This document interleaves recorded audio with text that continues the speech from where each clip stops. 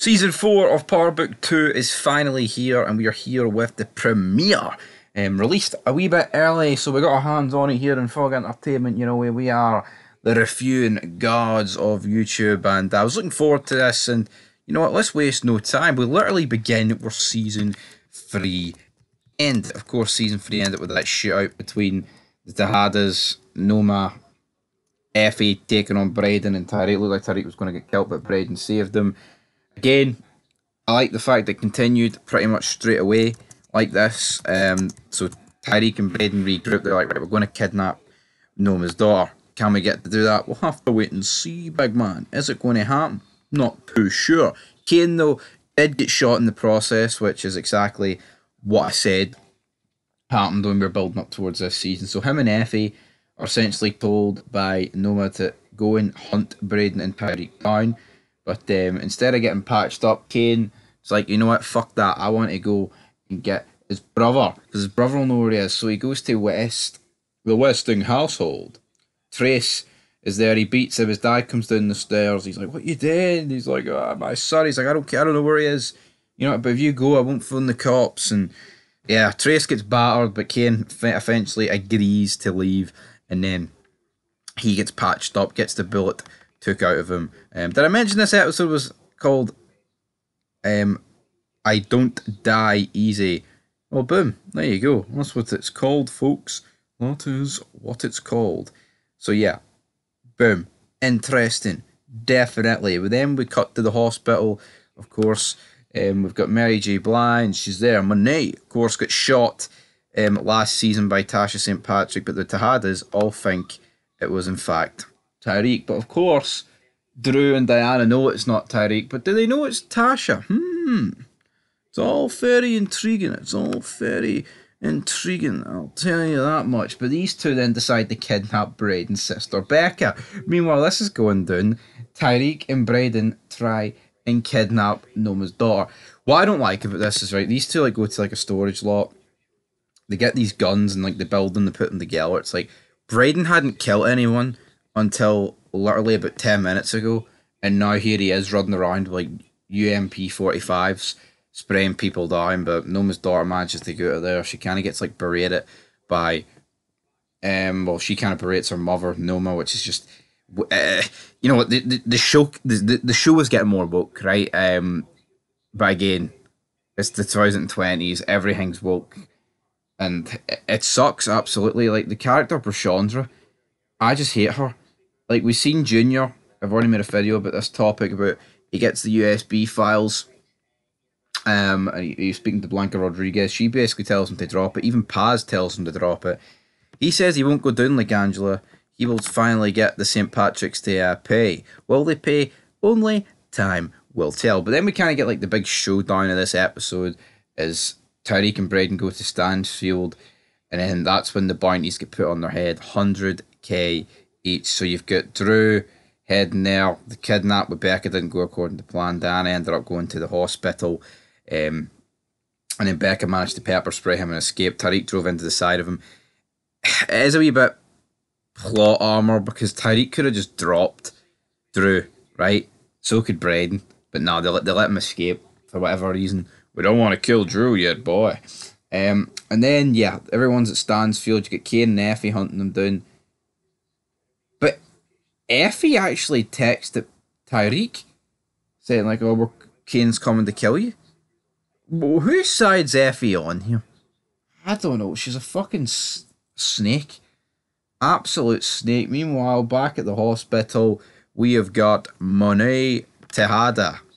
And we have got the return of Mecca, Seek, and the big man, Lorenzo. We have got the return of all three of them.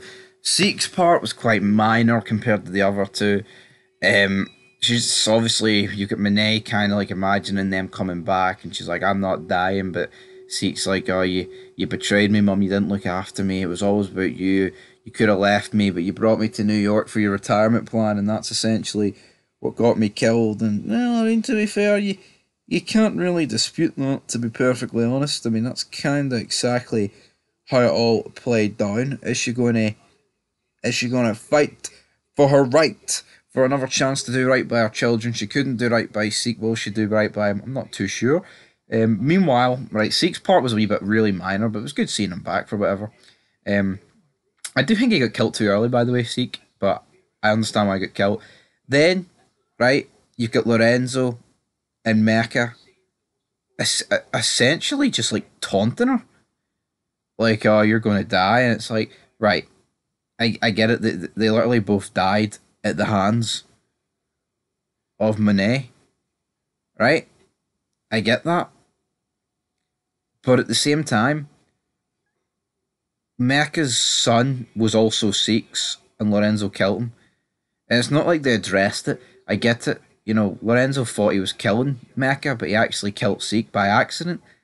But I don't know. It just seems weird that these two are like tag teaming Monet here to try and get like one up on her. But I mean, it was all right. Monet fighting her demons. I thought it was a good way to include her in this episode. But she eventually does wake up with her family all around her. But Drew initially actually wanted Diana to smother her with a pillow.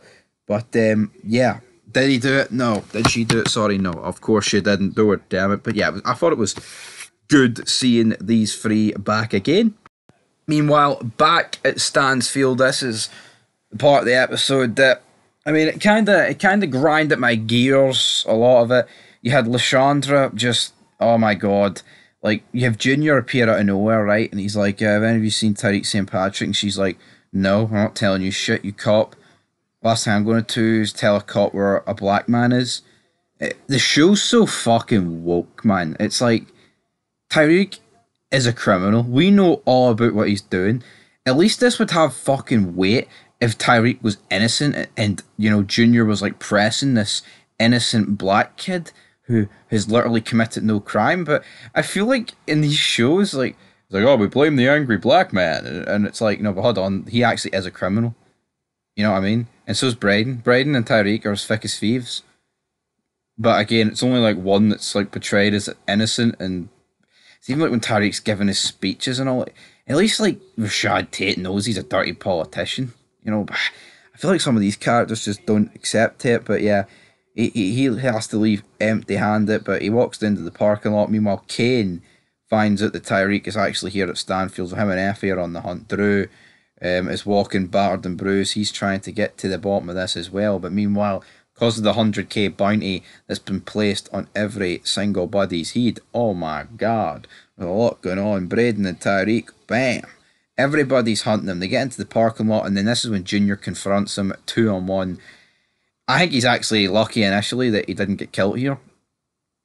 But yeah, that didn't really last for long because essentially he's like, you know what, I've got incriminating evidence on this USB, Tariq, so you have to flip.